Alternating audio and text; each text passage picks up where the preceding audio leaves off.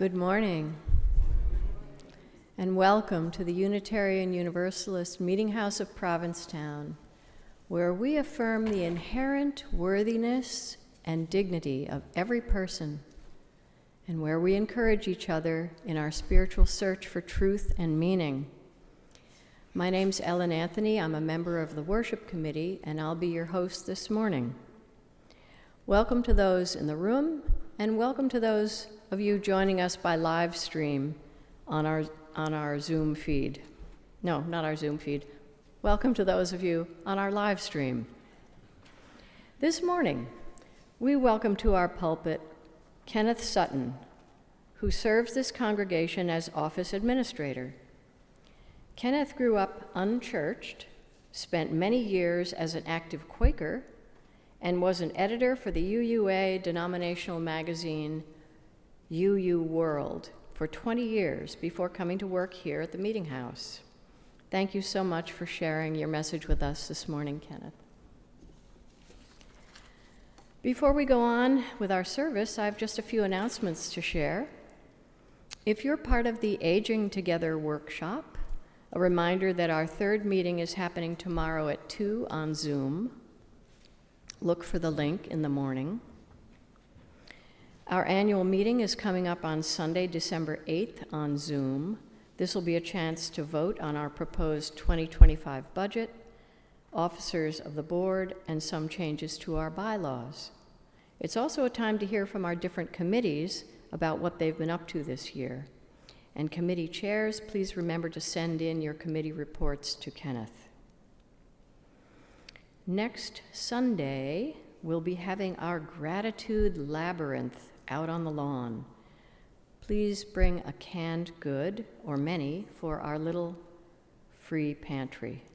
After the service, you're invited to walk the labyrinth slowly and to leave your canned items along the outline of the path. It's a beautiful ritual that we do once a year on our front lawn. Also, next Sunday, there will be an interfaith Thanksgiving service held at the Congregational Church in Wellfleet at 2 p.m. Many of you attended this last year when it was held in Provincetown and enjoyed it. We hope you can come again this year. Reverend Kate will be participating. At 5 p.m. next Sunday, we will also be having a memorial concert for Eric Mall here in our sanctuary. All who knew Eric are invited. And finally, if you're here in person today, we hope that you'll stick around for a little while after the service ends for coffee and conversation downstairs in Acker Bosworth Hall. Now it's time to take a moment to affirm our community's covenant. You can find this on the little purple laminated card in your pew, or just listen to me line by line as I say it. Repeat after me. Love is the spirit of this meeting house. This is our great covenant. To dwell together in peace. To seek the truth in love. And to help one another. Now, as we light our chalice here in the sanctuary, I invite those of you watching online to light a candle wherever you are. In this way, we can feel connected even as we are apart. And I invite Kristen to come up and light our chalice for us as I read these words by Ben Sewell.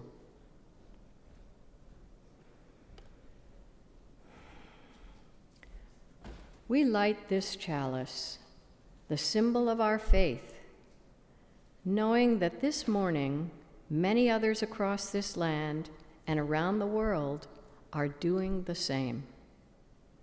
For us and for our far-flung kin, it is a light of peace, of justice, and of love.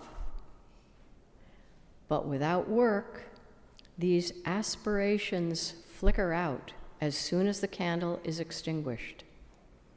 Let us all join together to accept the challenge of doing the hard work that makes these aspirations real.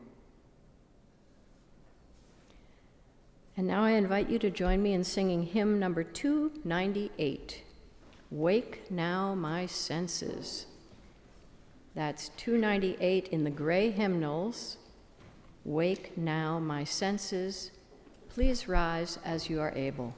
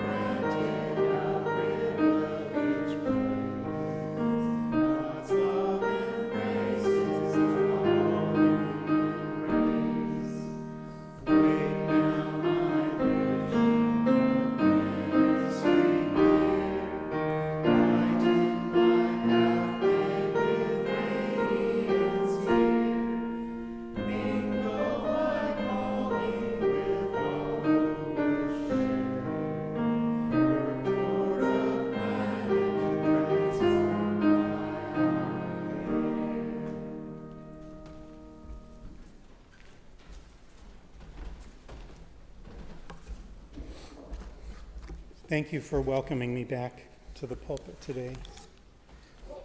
It's always a highlight for me. I invite you now into a time of meditation and prayer. During this time, or at any time during the service, you are welcome to light a silent candle at the table to the right of the pulpit, where there is a journal to record your thoughts and prayers. After our prayer, we will sing together Spirit of Life, hymn number 123, which is also printed on the purple laminated cards in your pews. We'll sing first in English and then in Spanish.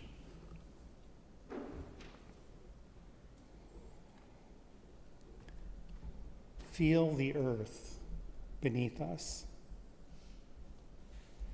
dust of our bones, gravitational center, our solid foundation, whole, yet in parts.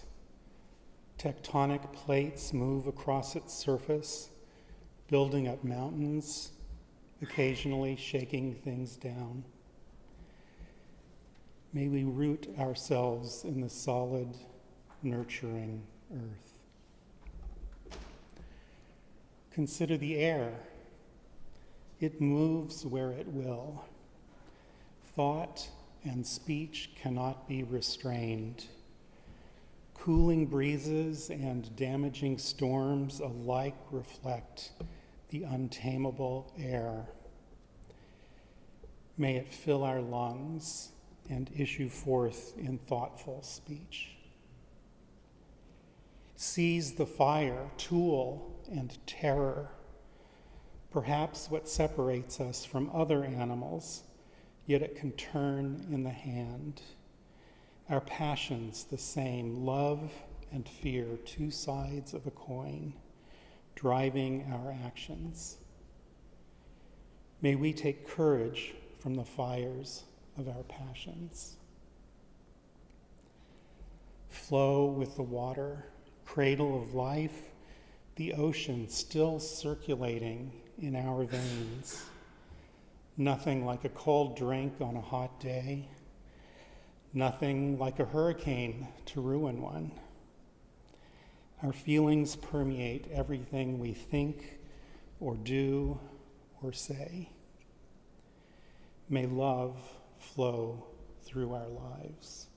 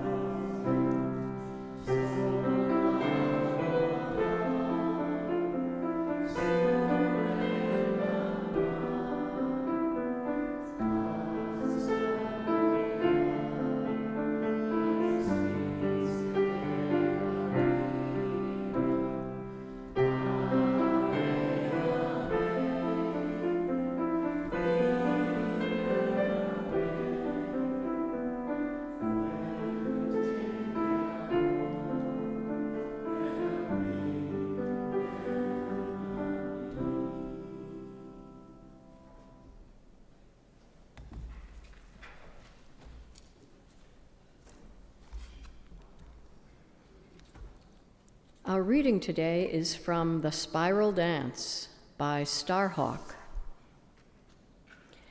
Mary Daly, author of Beyond God the Father, points out that the model of the universe in which a male God rules the cosmos from outside serves to legitimize male control of social institutions.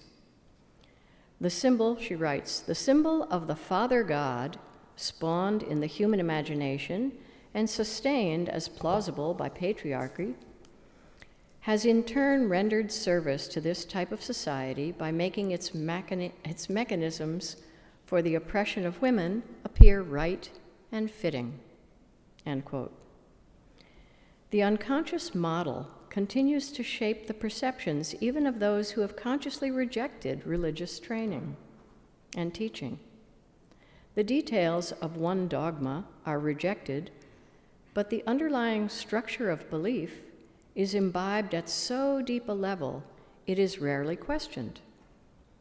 Instead, a new dogma, a parallel structure, replaces the old. For example, many people have rejected the revealed truth of Christianity without ever questioning the underlying concept that truth is a set of beliefs revealed through the agency of a great man, possessed of powers or intelligence beyond the ordinary human scope. Christ, as the great man, may be replaced by Buddha, Freud, Marx, Jung, Werner Erhard, or the Maharaji in their theology, but truth is always seen as coming from someone else, as only knowable secondhand. As feminist scholar Carol Christ points out, symbol systems cannot simply be rejected, they must be replaced. Where there is no replacement, the mind will revert to familiar structures at times of crisis, bafflement, or defeat.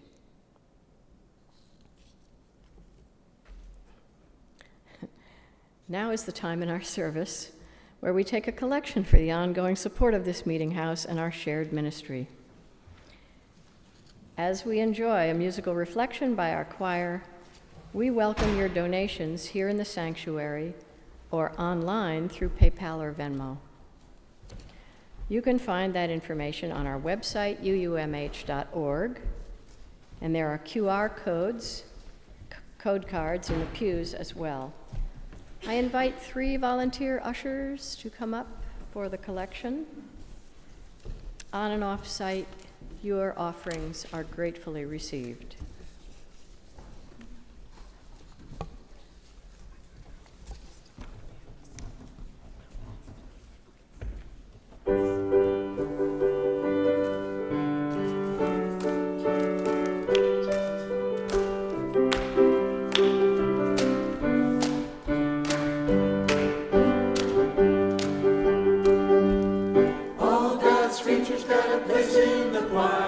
Some sing low and some sing high, some sing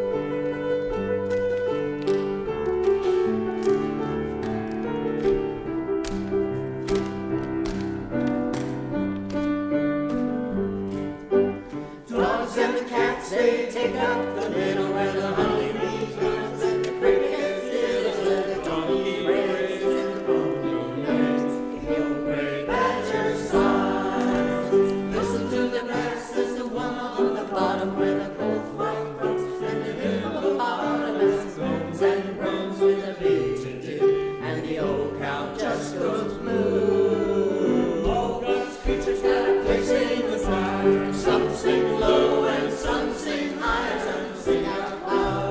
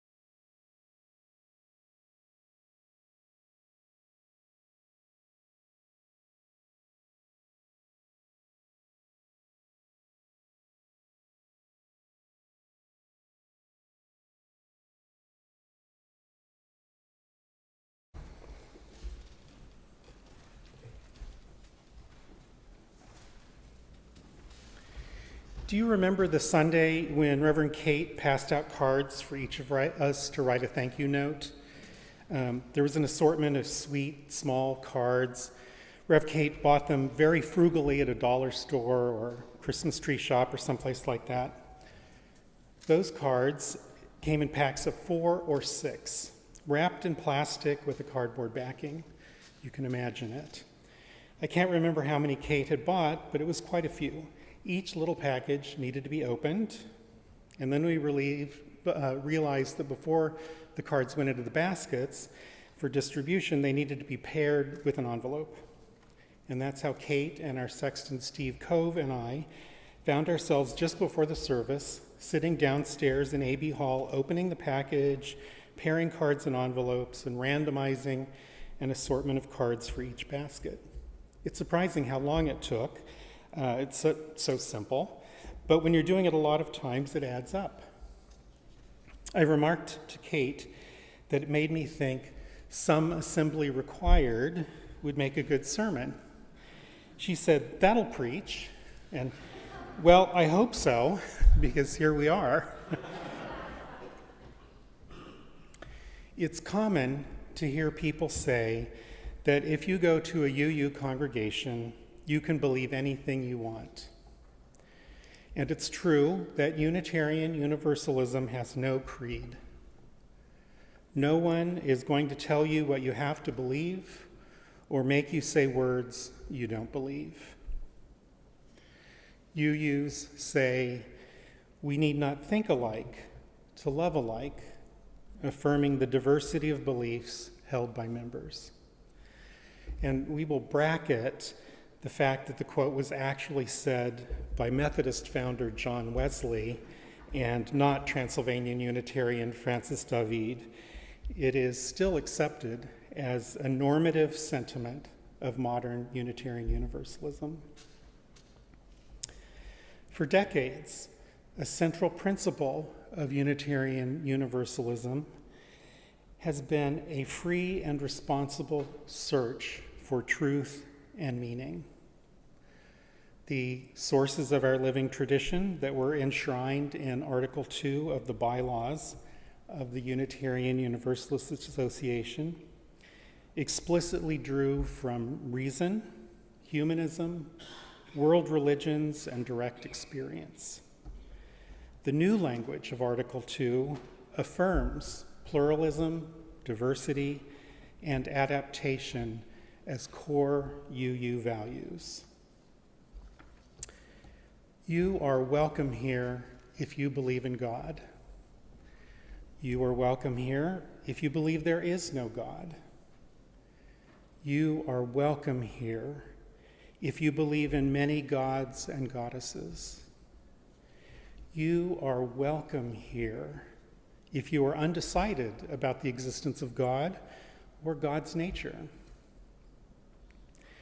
You can meditate, do yoga or qigong. You can pray. You can go for walks in the woods or on the beach. You can sit in an easy chair and read something inspirational. You can mark time by the seasons, the sun, the moon, and the stars. You can observe the holy days of the Christian calendar, or the Jewish calendar, or the Islamic calendar. You can quote Lao Tzu, Rumi, or Jesus, Walt Whitman, or Mary Oliver. There is no one thing you must believe or do as a Unitarian Universalist. This truth must be balanced, however, with an understanding of the values as a covenant among UUs with love at the center. That search in the beloved 7 principles was not just free, but also responsible. And it is directed to truth and meaning. There are beliefs and behaviors that are irresponsible and which are not centered in love. There are ways in which we can delude ourselves into believing something is true when it is false. It is not actually possible to be a you and believe anything you want. And now I will quote Walt Whitman. Do I contradict myself? Very well then, I contradict myself. I am large, I contain multitudes. How many of you grew up in a faith other than Unitarian Universalism or in no faith? You have that in common with many, maybe even most UUs across America who have come in from some other religious tradition. Some of you may have just drifted away from your childhood religion and then started looking for something to fill a void in your life. Some of you may have been hurt, perhaps deeply, by the religious tradition of your childhood, and you want to heal it or bury it. Some of you may be here looking for an antidote to hateful religious rhetoric heard in the public square. And some of you may have just wandered in, curious. All of you, I hope, are here because you are open to being changed. You want to find comfort and belonging. You want to give voice to your concerns. You want to be of service. You want the world to be a better place. You want to be a better person. One of our UU values is transformation. Transformation isn't passive. A free and responsible search isn't passive. As our reading this morning claims, you can't decide only to reject a belief system. You need to replace it with something. And at our best, that is part of what we're doing together here. We may have already found some truth and meaning along the way. We may have searched through our former religious traditions for the pearls of wisdom worth reclaiming. We may have tried other traditions which, while not quite the right fit, taught us useful practices or opened our minds and hearts. Many of us have read scriptures from other faiths and descriptions of the wonders of the universe and explorations of moral questions by great philosophers, and have found nuggets that speak to our search. We've moved our bodies to discover ourselves, or sat in meditation to do the same. We've gone to therapy or become sober. We've come out or we've proclaimed our gender. We each bring into this exercise of transformation our individual histories, our own particular gifts, our strengths and weaknesses, our needs, and our abundance. But what do we do with all these pieces? How do we make them into a whole, even if we do contradict ourselves? What happens when religion, or life, is a piece of IKEA furniture with arcane drawings but no written instructions, and packets of seemingly random little screws and bolts and wooden pegs? What happens if there seem to be extra pieces or not enough? While Unitarian Universalism has no creed and won't tell you what to believe or do, it is a living tradition. It's alive and lively, and yes, it's a tradition. When we are assembling our faith, we are not without guidance. There have been UUs before us. Our congregations have histories and traditions, admittedly sometimes problematic, and we have a robust ministry. We, specifically we, here at the UU Meetinghouse of Provincetown, are particularly blessed by Reverend Kate. I will pause here to note that before the election, I thought what I've shared thus far was the important point, and I would have expanded a bit on what sources we use and how we go about piecing them together into a coherent whole. But from today's perspective, the challenge of assembling a faith is made all the more urgent by the need to put back together a crumbling social order, and insights for our personal spiritual lives and our faith community have implications far beyond our walls. More than the traditions that we have as resources and traditional sources of assistance, we are helped when we assemble on Sunday mornings, in small groups during the week, on committees, at vigils and protests and community meetings, and around one another's dinner tables. We cannot do the work of transformation alone. We cannot transform the world alone, and we cannot transform ourselves alone. We cannot assemble a faith without assembling as a people. We may, through luck and hard work, become whole, but no one of us is ever going to be the whole picture.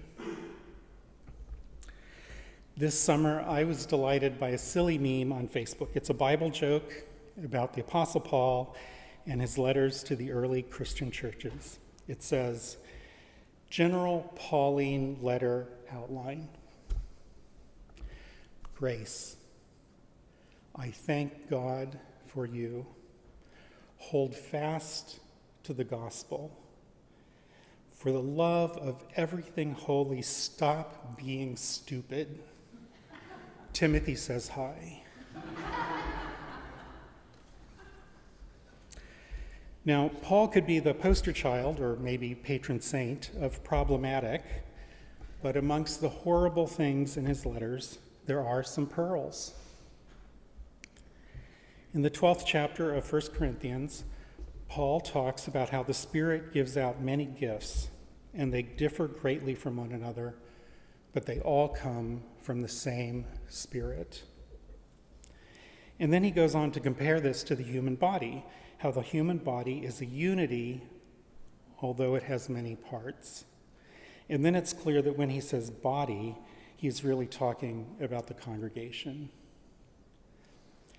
If the foot were to say, I am not a hand, and so I do not belong to the body, it does not belong to the body any less for that. Or if the ear were to say, I am not an eye, and so I do not belong to the body, that would not stop its belonging to the body. If the whole body were just an eye, how would there be any hearing? If the whole body were hearing, how would there be any smelling? We are essential to one another's wholeness and to the wholeness of our congregation, our communities, and our world. Remember recently, Rev Kate told a story about washing a lot of potatoes at once instead of one at a time, because that way they rub the dirt off one another. Or think of gemstones being put in a tumbler to polish out the rough spots on each other. Communities are like that, helping us to take off the rough edges, or certainly showing us where they are. But Paul's letter is, I think, about the positive side of that. By assembling together, we can point out what is excellent and good and promising about each other. We can encourage one another to develop our gifts and to use them to benefit ourselves and others.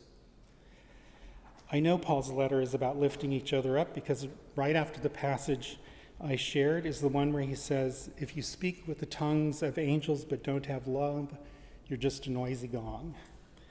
And that love is patient and kind and never ends. When we come together in community, when we assemble, we are here to lift one another up, to encourage the good in one another and to draw it out, to counsel and comfort when the not so good rises up. We are here to share of ourselves and to meet others where they are. We're here to help one another find out how to put together that piece of IKEA furniture and figure out what was an extra piece that can be discarded, or perhaps creatively fill in for a missing piece. That's why we say our covenant every week, not to tell us what to believe, but to remind us of how we help each other to believe. It's why our sign says, "All are welcome.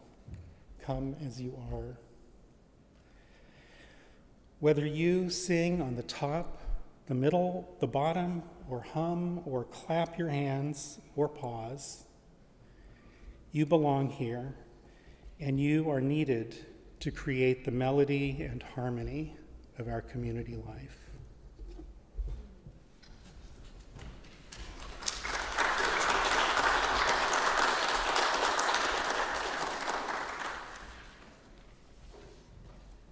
I now invite you to join in singing our closing hymn, number 157, Step by Step, the Longest March.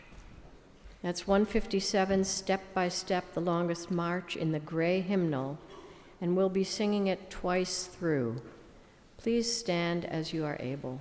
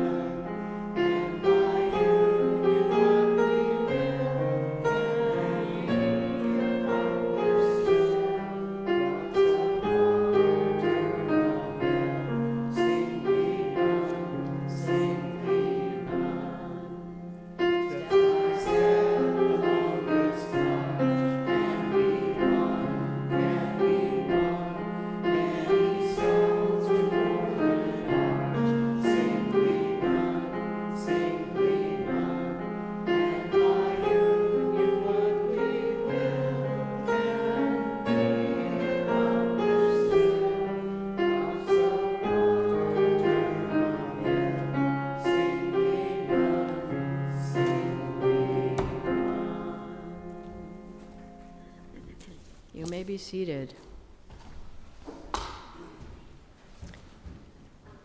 It has become our practice to pose a question based on the theme of the service each week. It can be a topic of sharing at coffee hour today or with friends during the week. If you'd like to delve deeper into this question, we invite you to join us at our Zoom coffee hour on Tuesday evening at 5 p.m. And if you're not on our UUMH folk email list and need the coffee hour Zoom link, please contact the office. Our question this week is, to whom or what do you turn for help in assembling your faith? To whom or what do you turn for help in assembling your faith?